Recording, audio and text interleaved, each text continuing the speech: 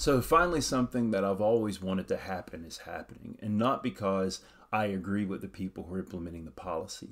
And what that is I always wanted people who use a lot of anti-immigrant rhetoric to actually go with a policy that goes against the people who employ people who come here undocumented. I'm not going to use the term illegal because human beings aren't legal or illegal. They're human beings.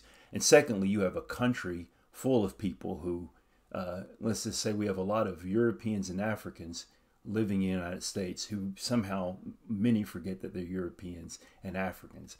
So the funny thing is when we often talk about immigrants, we're talking about people from Latin America who more than likely have indigenous blood.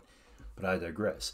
So the thing that I've always wanted is like, well, instead of making life for the immigrants difficult, why don't you make life for the people who employ the immigrants difficult?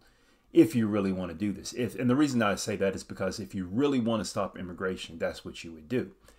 And finally, it's happening. And I know why they don't do that, because really what it is, the purpose of this is to make life for immigrants difficult.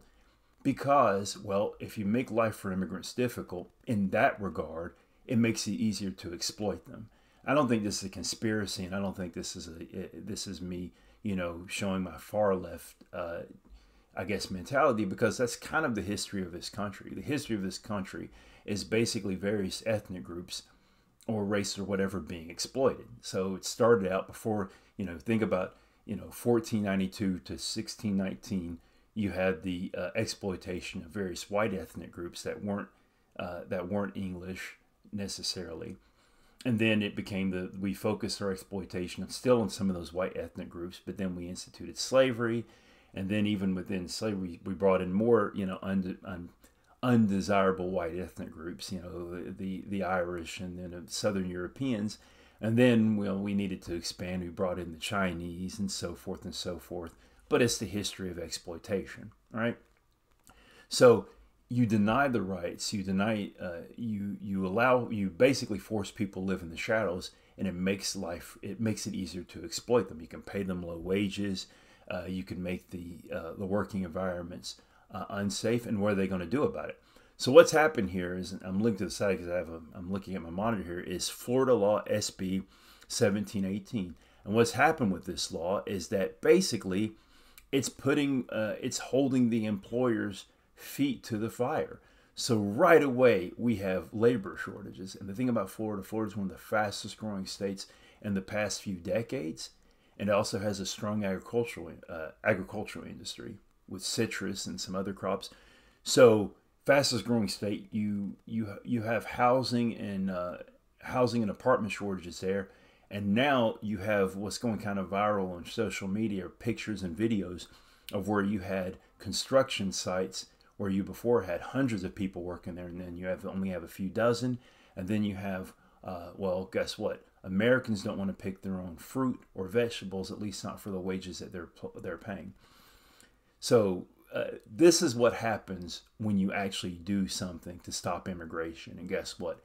It's a bit of a shit show. It shouldn't be a surprise.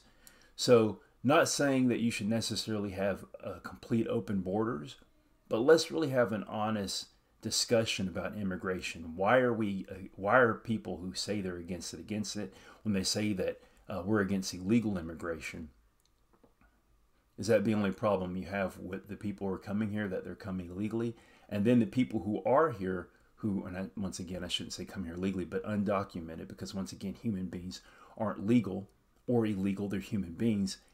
And then the other thing is, do you know what these undocumented workers do for you on a daily basis? So maybe when we're talking about human beings, we're talking about people, maybe we should just first say, like, look, let's be good to each other, and let's go from there, and not try to demonize people by saying every person who comes from a country which is, well, it's not the United States, isn't just inherently bad.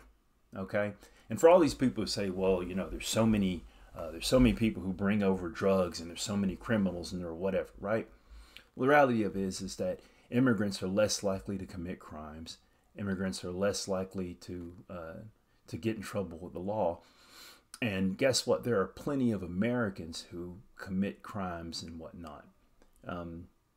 I'm kind of sick of that discussion, right?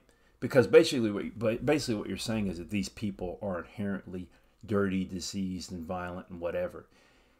You may not say it outright, or they may not say it outright, but there's a lot of coded language there. Say dog whistle. Right now, it's becoming less of a dog whistle, more of a bullhorn. Anyway, just wanted to say something about that. Thank you.